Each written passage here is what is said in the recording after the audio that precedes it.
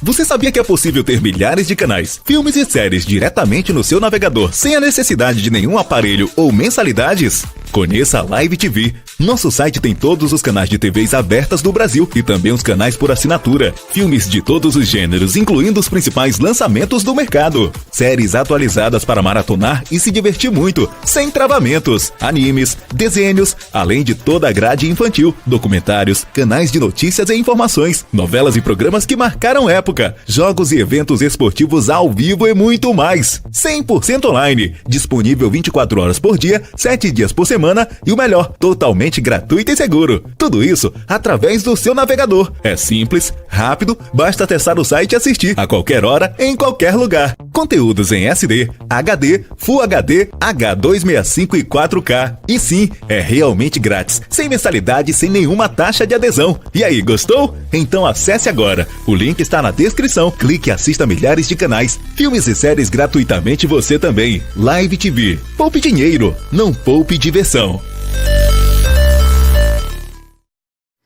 Livro de Daniel, capítulo 7, versículos de 13 a 14.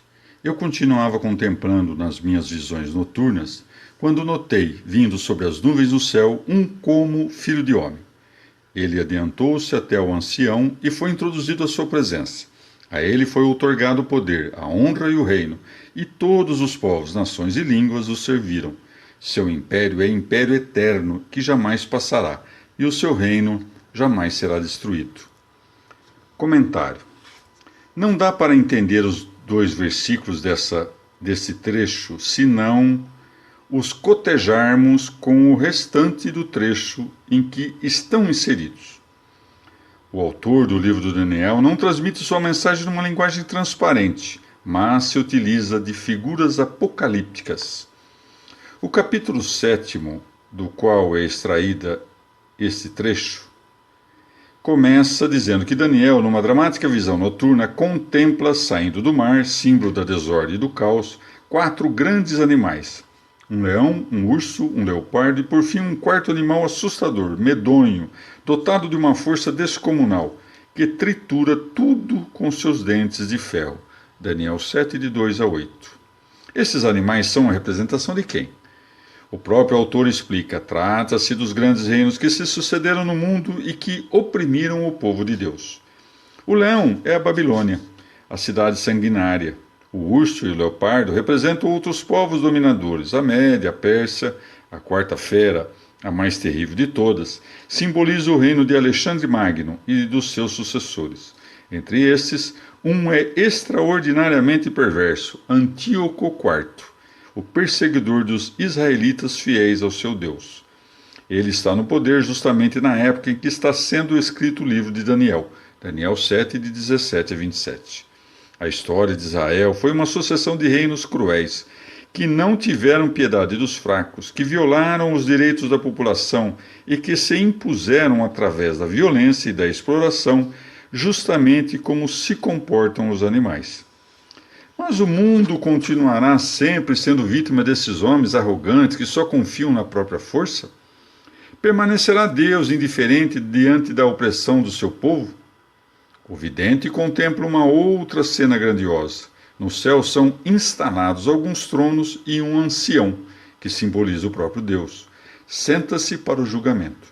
E a sentença é esta: os animais são privados do poder, e a última é trucidada, destruída e atirada na fornalha. Daniel 7, de 9 a 12. E o que acontece depois? É nesse ponto que se insere o trecho. Daniel continua a sua revelação. Olhando sempre a revelação noturna, viu um ser semelhante ao Filho do Homem, vi sobre as nuvens do céu. A ele, o ancião, Deus, confia o poder, a glória e o reino. Filho do homem é uma expressão hebraica que significa simplesmente homem. Depois de tantas feras, eis que finalmente aparece um homem. Quem é ele? A quem representa? Não vem do mar, como os 4 monstros, mas do céu, isto é, de Deus.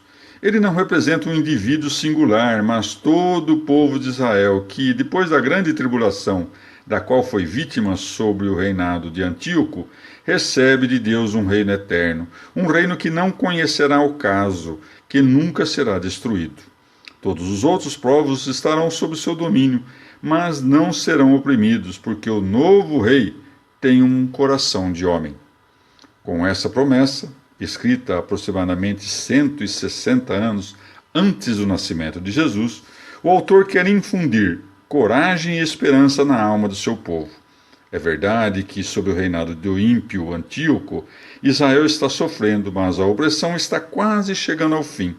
Poucos anos se passarão ainda e Deus lhe entregará o domínio do mundo.